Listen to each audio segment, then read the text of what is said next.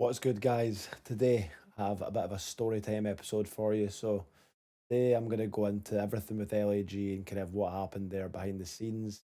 I know it's been a question that I've had in my chat a few times, and it's been a question that I've had on Twitter and DMs, etc.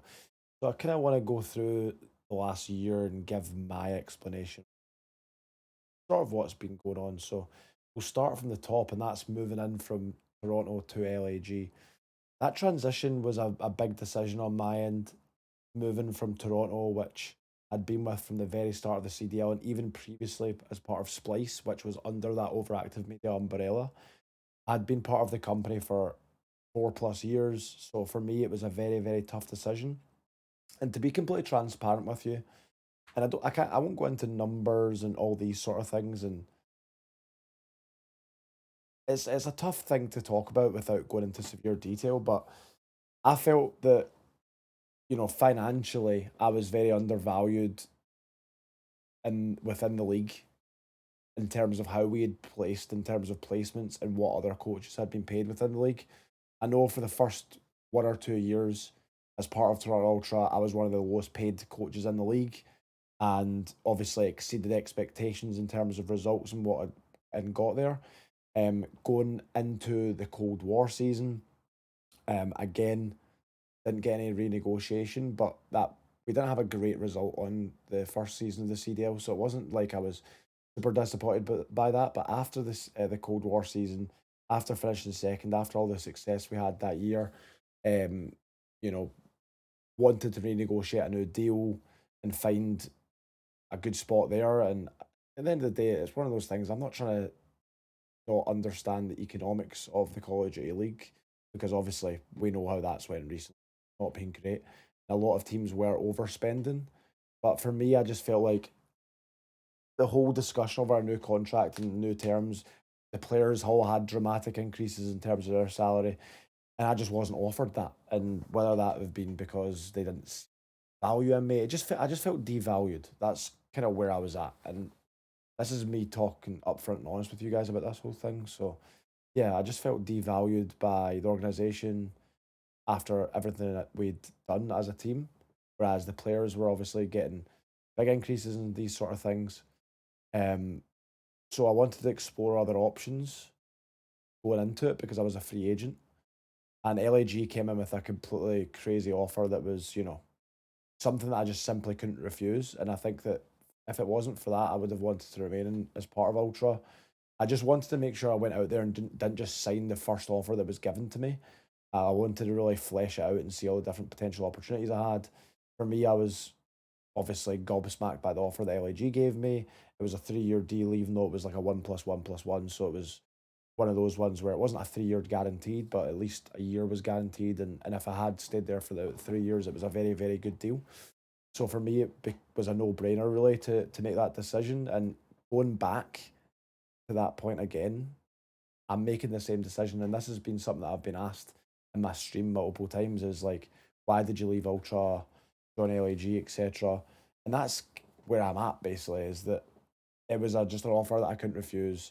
And going back to that situation, not knowing what I know now, I would have made the same decision again. It's more so just the fact that obviously everything that transpired after that was a bit of a shit show. So going into that whole LAG thing, the roster they had was almost pretty much done. Alec was signed before I was, and he was pretty much the starting sort of, I guess, star player within the team after coming in from phase. And he really, really wanted to play with Neptune, Hugh, and Spart. That's the roster that he wanted to go with. So it was one of those ones where I'm coming in and the roster wasn't fully signed yet, but that was pretty much the solidified roster.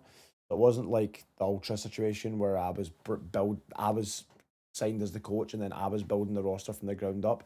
Most teams in the CDL had already made their moves.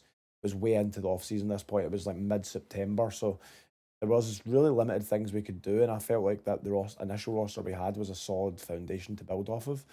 Although I did have some concerns in certain areas because I definitely like to build my teams, with certain compositions, personalities, and all these sort of things in mind. Uh, I was still fairly happy with where we were at in terms of I thought we were a team that could push into those top six placements, qualify for champs, and see what happens and continue to do what we did with Ultra and improve as times went on, and maybe make small changes to the roster. But for me, I don't really like to make drastic changes. Obviously, the start of the season didn't go well for us. We had in scrims probably a 20% win rate, and our S&D was not great whatsoever. So across the board, we just weren't looking good. We had the academy roster that was obviously doing really well in challengers. They had just won the first challengers tournament.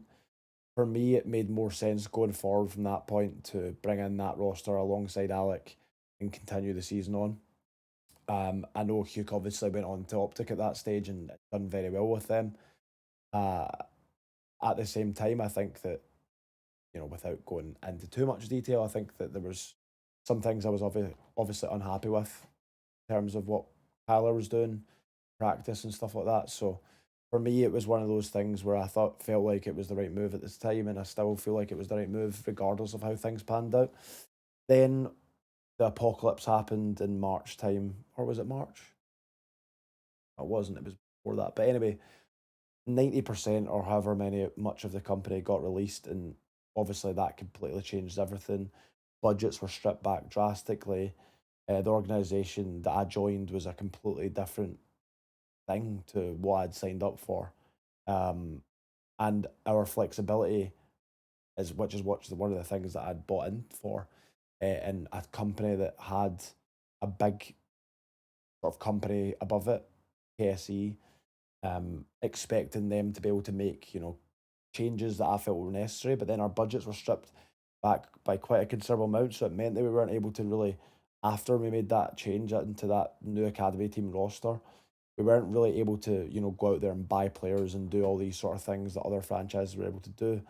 So it kind of limited us a little bit, and it didn't really allow me to do what I wanted with that roster.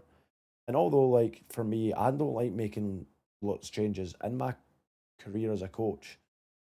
I've only ever made like one player changes throughout the entirety of it. I've really not made drastic changes. Because I think that you need some continuity. Can't just scrap everything you've built. You've got to believe in it, and you've got to just make small iterations to continue to improve it. So for me, it was a bit devastating. We weren't able to do anything there. Then obviously going into the rest of the season, we continued to perform pretty poorly. Again, I don't really put any blame on the players for this. It was a really weird situation, to be honest. I think that everyone was kind of thrown off by everything that was going on. Um, the bare bones nature of our team, and I think we obviously had a lot of very unfortunate losses throughout the season. One that I can think of off the top of my head was being 5-2 up against FaZe last map, and on LSC S&D, and ultimately choking that map. And there's multiple other instances of like really close games that if we'd won them, we go into a tournament in winners bracket, or we go into a tournament with a better bracket. And ultimately, we probably wouldn't have qualified for champs. We probably wouldn't have done much damage in terms of like contending for an event win. But at the end of the day, I think that we still underperformed the level that we could have reached as a team. Um, and I have part to play in that as well. I definitely don't think I was the best version of myself throughout the season. I went through a big breakup in a long term relationship. So for me, that was very hard to deal with. That was another thing. Both my grandparents, both my gran and granny passed away at the same time. So there was two times throughout the season where I had to fly home to be with my family. There was a lot going on in my own personal life that was a big factor in my season, which is unfortunate. I tried my best to just get on with it and do my job, but at the end of the day, it was obviously a factor in terms of my mood and overall motivation.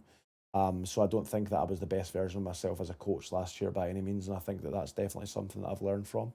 But at the same time, I'm also understanding of why I was in that position mentally. And then going into the off season, this is where things get a bit sketchy, and I don't really know why these decisions were made or like whatever happened in the off season happened. But I did kind of get screwed over. I was in conversations with the management at the time that was still there, and most of that management is gone now anyway. But I was in conversations with the management there. They released Arian, they released Mayhem from their positions, so they were sort of gone from the team.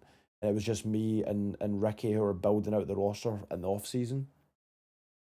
I had, agreed new terms. I actually had interest from another franchise, so I could have potentially moved. But I had agreed new terms. I hadn't had the physical contract paperwork there, but I had agreed new terms and things were looking like I was going to remain in LAG for another season. Obviously, dramatically less money, all those sort of factors, potentially working from home, all these sort of things, which were things that I accepted after the results of the year and the business as a whole, what went on there.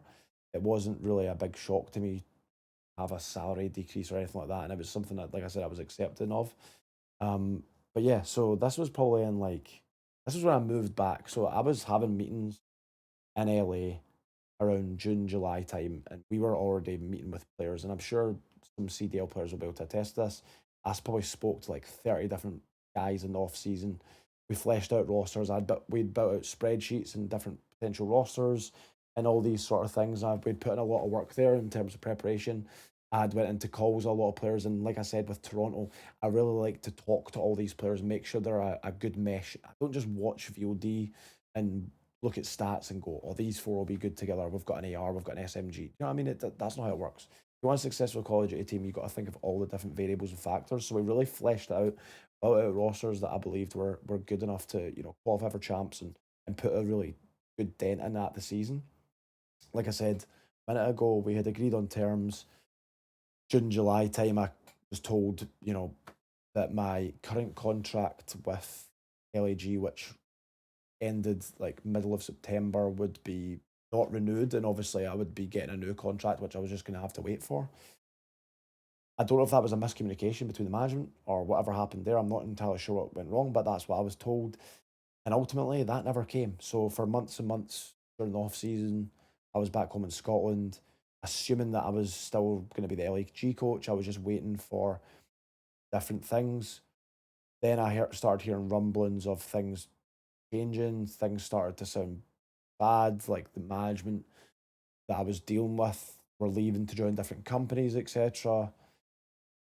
And then this is where it just turned into a shit show. So, like I said, I was waiting for months and months, and still this day, on the 1st of February, have never been given a reason as to why that never came.